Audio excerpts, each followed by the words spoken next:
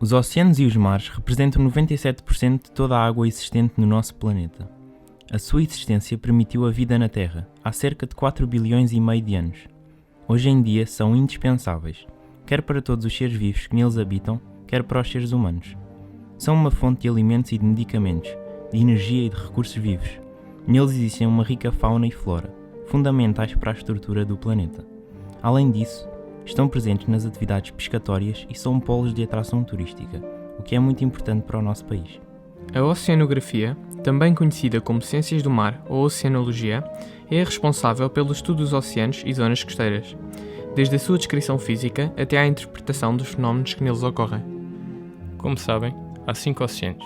Comecemos pelo maior deles todos, o Pacífico, que separa a Ásia e a Oceania do continente americano. De seguida, o oceano que banha Portugal, o Atlântico. Temos também o Índico, localizado entre a África, a Ásia, a Oceania e a Antártica. Finalmente, o Oceano Glacial Ártico, que se encontra no Polo Norte, e o Glacial Antártico, que se encontra no Polo Sul.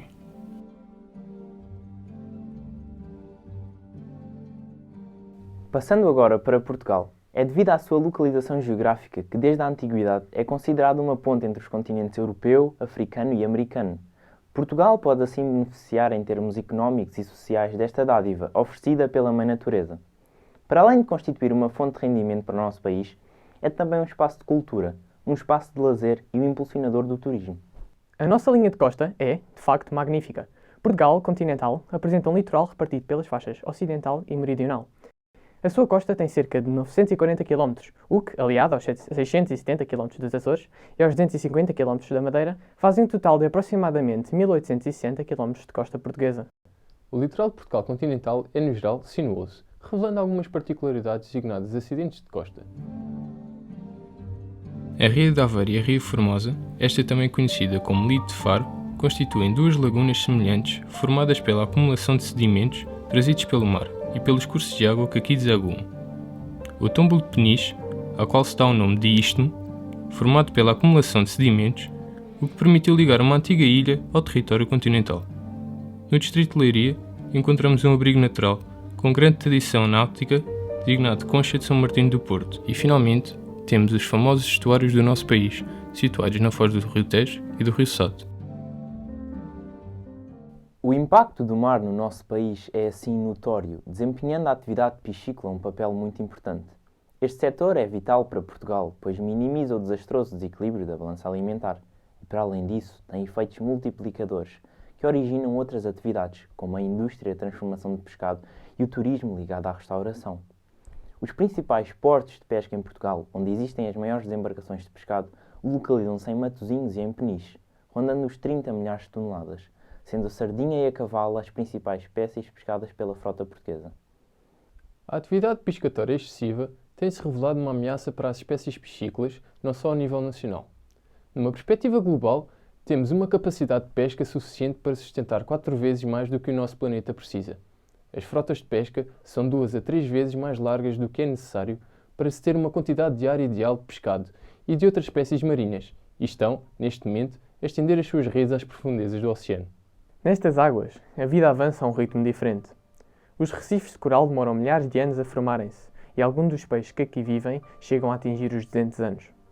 Os arrastões lançam à água redes do tamanho de campos de futebol e estas são arrastadas, esmagando e destruindo estes ecossistemas, extremamente ricos e únicos. Muitas espécies têm sofrido uma diminuição das suas populações, atingindo já o limiar de extinção. Temos a China, por exemplo, que durante a última década comunicou à Organização das Nações Unidas que não iria capturar mais do que 368 mil toneladas de pescado, mas, na realidade, pescou 12 vezes mais do que esse valor. A maior parte das capturas feitas pela China no exterior da sua ZEE vem das águas ocidentais africanas, o que causa um enorme problema, pois a população desse continente está muito dependente do oceano.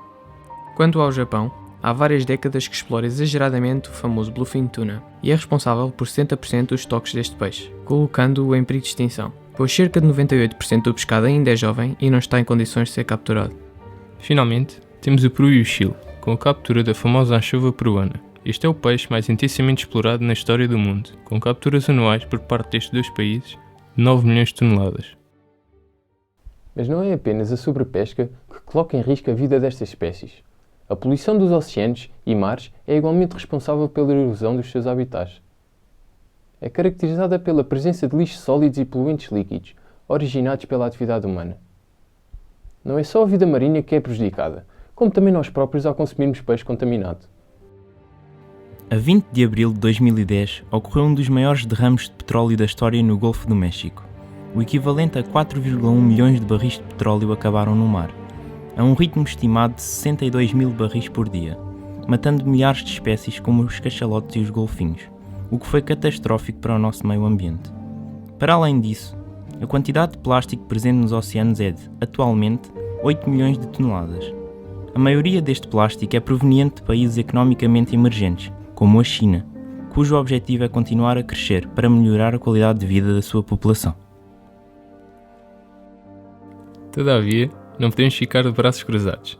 Não podemos permitir que estes recursos, vitais para o nosso planeta, sejam destruídos.